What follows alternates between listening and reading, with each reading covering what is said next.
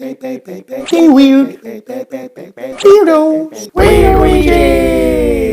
Hey weirdos. It's Victor, and today I just wanted to sit down and talk with you guys again, because I feel I haven't done that in a while. So here I am, the middle of the night. And if you are a new weirdo, please subscribe to my channel, and if you like these sitting down and talking with you, kind of story time talking with you videos, please comment down below and tell me and give it a thumbs up. I would really appreciate it. So a lot of you guys have asked me on my Twitter and on my Instagram and Facebook and here on my YouTube channel how my coming out story is and how I came out, because a lot of you are wondering and a lot of you are kind of curious how you can do it. And that is totally understandable, and that is why I wanted to tell you guys today, tell you my coming out story. I'm also going to make this video in Norwegian on my Norwegian channel. If you want to check that out, head over to my Norwegian channel and subscribe to that one and hear this story in Norwegian. So, some people's coming out stories might be just one happening or just one small story, but for me, and also I guess for a lot of other people, it was a long process. It was a long process. Process. Sorry. It wasn't just like one happening or just telling everyone at once, or yeah, it took a lot of time. And also, for me to come out, I needed to figure out that I was interested in boys as well, because I didn't know from the start. A lot of guys and girls I hear like, yeah, I knew from the beginning. I knew from like when I was really young, I always knew that I liked boys or girls, but I didn't. So for me, I had to discover it first. I had to discover the fact that I could fall in love with boys as well as girls. And that took some time, actually. For me, it's easiest to start when I was around 13. Yeah, like when I was younger, I had a lot of girlfriends all the time, and I was only interested in girls, always. And yeah, I was when I was 13 as well. Like 13, 14, 15. I wasn't interested in boys at all. I was only interested in girls and wanted to have girlfriends and stuff like that.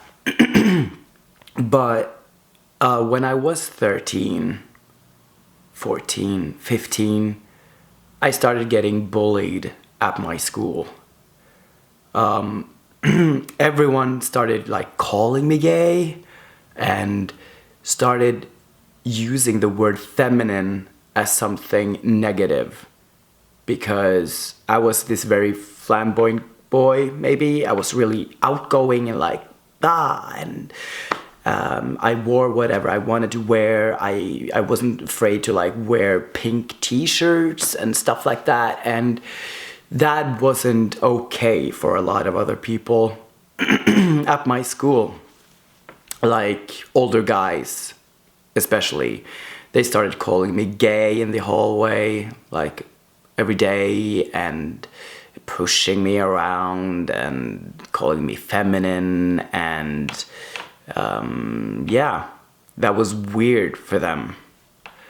So that's when like I was introduced to the word gay, if you understand what I mean.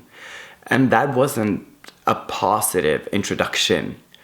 I didn't even really know what gay meant when I was 13, you know? Because when I was 13, it wasn't like It wasn't all out in the media. LGBT wasn't really a big thing. There were not really big LGBT characters in TV series and movies, and really, yeah, no one really knew much about it, I think. So that's how I got introduced to it, and it was really weird for me being called gay because I had girlfriends at the time. So that was age 13, 14, 15, I guess, that bullying happened. And that was my negative introduction to the word gay, or being interested in the same gender, I guess. Or being different, just being different. Which I celebrate now, you know? But when I was 15, 16, I got a girlfriend and I dated her for like 2.5 years. And I was happy, not interested in guys at all. But when I was 19, something happened. Yeah, no, I had to be 18. Yeah, a new boy moved to town and started in my class. And I got to know him pretty well, and we became really close friends. So we had this party when I was 18. At this party, I was introduced to a game called Gay Chicken. And that was, that's when two guys get closer and closer and closer and closer. And the last one who backs off loses and is the gay chicken. And me and my new friend started playing this game. And we got closer and closer and closer, and suddenly we were making out. Because no one quit, kind of. No one quit. No one lost, or both lost, or I don't know. But that was when I really realized, wow, I like this. I really liked it. I guess I kind of fell in love with him. I think he was kind of my first, he was my first crush. You could put it like that, because after that I really wanted to hang out with him even more, and I really started to care a lot about him. And he didn't stay in town for long before he moved back. And I remember being so freaking sad for him moving back. I think I even cried once because of it. But that was my first experience with another boy, with another guy. So that's when I figured out, I guess. That's when I figured out I liked boys and girls. And that was hard for me, especially after my period of being bullied and being called gay and stuff. It felt like a punch in the face, like, there you go, they were right. The guys who bullied you at school were right. And then I had to start figuring this out. The things I felt and the things I liked. Not long after he moved away, my friend, I met another guy. He lived in my town as well, and he was openly bisexual, I guess. I knew he was bisexual. And I started to get to know him. And started to we became close and we became friends. And of course, that escalated into something else. That is my first real relationship with a guy. Well, real and real. We had to keep it secret. That was when I was 18 as well. It was around graduation here in Norway. We developed a relationship that lasted out the summer, really. We had this wonderful secret relationship that no one knew about. Well, I guess someone knew about it, like our closest friends knew about it. But it was secret.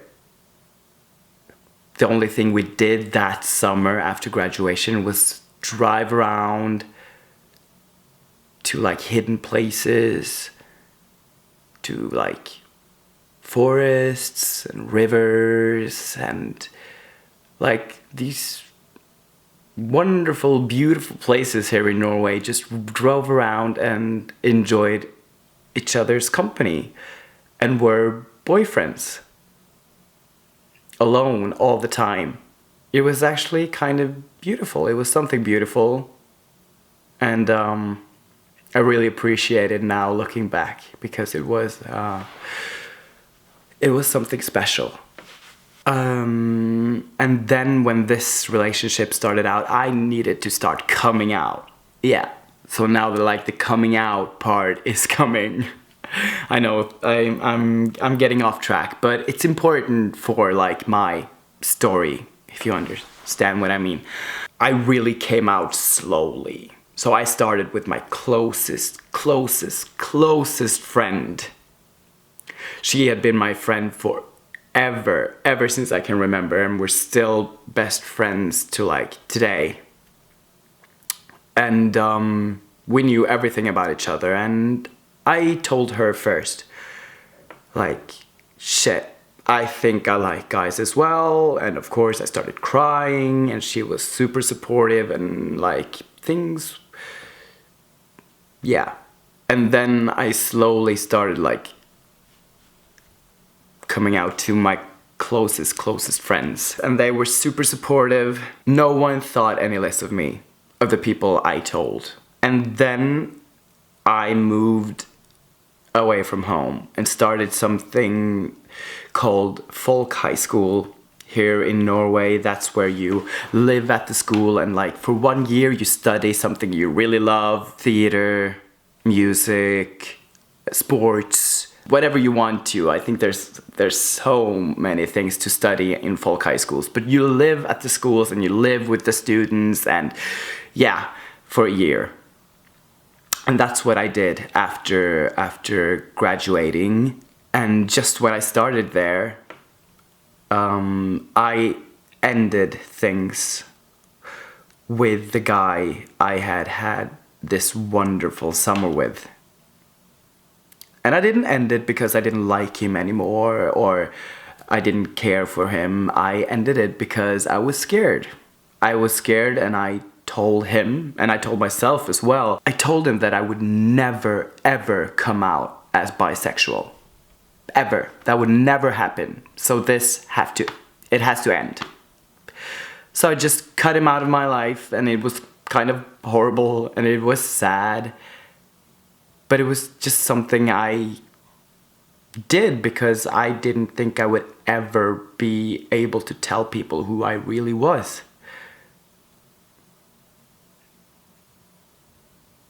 So we ended, and I continued my life at this folk high school where I met a lot of open-minded people, and it was so much easier being myself at that school, actually.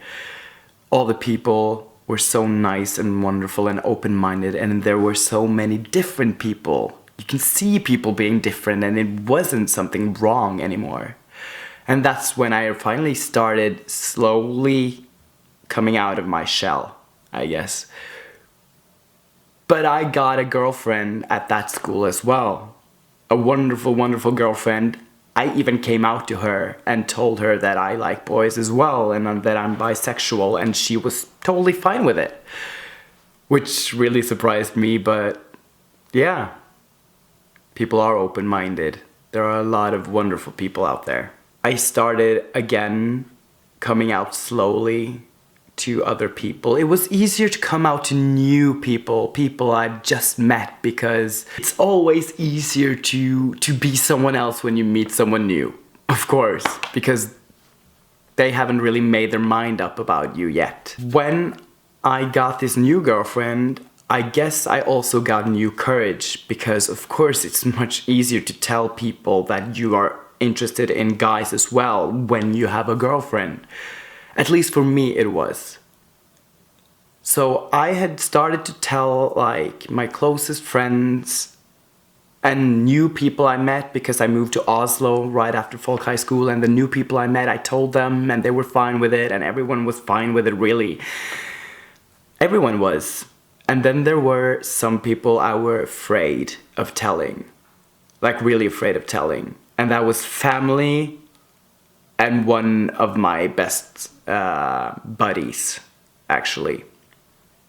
So they were the last people that I told. It's a lot easier to tell like your friends at first. Like, do you have one friend who doesn't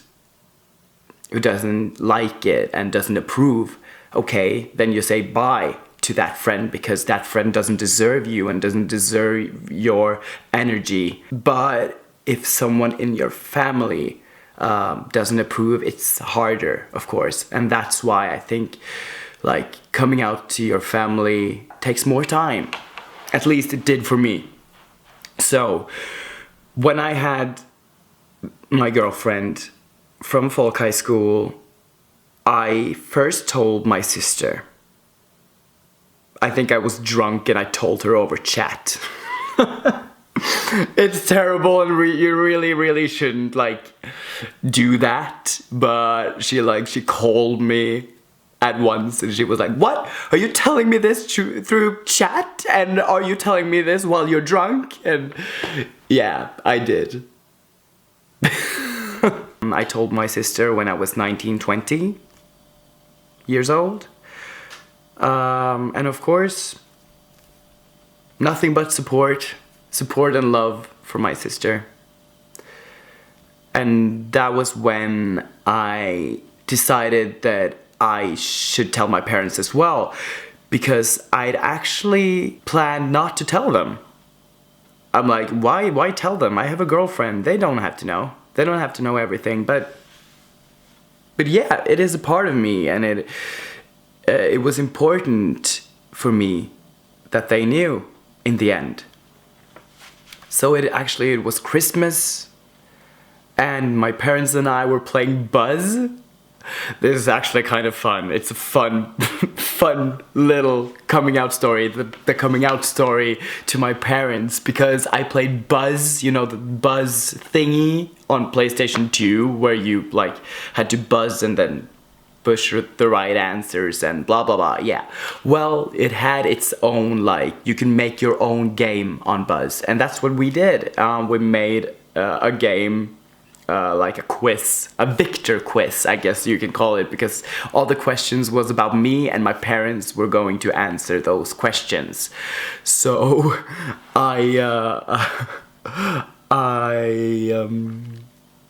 yeah, after a couple of questions, I just decided, now's the time. Now I'm gonna tell them, but I'm gonna do it through a question. So I was like, okay, what is the biggest secret about me that you guys don't know? And they went silent, like. And my mom was like, I don't know. And Dad was like, are you going to be a father? And I'm like, no. God, no. Yeah, I'm bisexual. So that's what I told them. And my parents, as supportive as they are, they thanked me for sharing and told me that they loved me. I'm one of the lucky ones. I am who I am and they love me for me. And that makes me really, really happy and lucky. Because I know there's a lot of people out there who's not in that position. Yeah. So I guess kind of this story ends here with me coming out to my parents, because that was like the hardest part, to tell my parents. After I told my parents, they also told like the rest of the family, and everyone's been supportive and everyone loves me, and it hasn't really been hard for me. Of course, I used a lot of time to come out to like everyone, many years. And yeah, I came out to my buddy, like my one of my closest buddies after mom and dad, because I was afraid of how he'd take it. Like me and him, our friendship had our ups and downs, and I guess that's why I was really unsure about how he would take it. But he, as well as my best friend, couldn't be more supportive. He was amazing as well. So yeah, like I said, lucky. So I kind of can end with this, with my parents and my buddy, because that was like the last ones I really needed to come out to. After that, people just kind of know. And after that, I've had girlfriends and I've had boyfriends, so it's never been a question anymore. This was more than just coming out, but it was me figuring out who I was, as well as coming out to people and letting people know who I am. So yeah. I hope this has been at least a little informative. And if you're sitting out there wondering like how to come out, or how to tell your parents or your friends or your family, just the best answer I can give is take your time. Do it when like you're ready. Tell people when you're ready, and tell people close to you. And you don't have to come out all at once. You can do it step by step. I did it really step by step. It took a lot of years for me. So take your time, okay? Do it when you're ready. But yeah, I hope you like this story time. And I really want to do more of these, so please tell me if you liked it. It means a lot to me. And don't forget to be yourself and stay weird. Stay weird. I love you, weirdos. Talk to you later. Bye.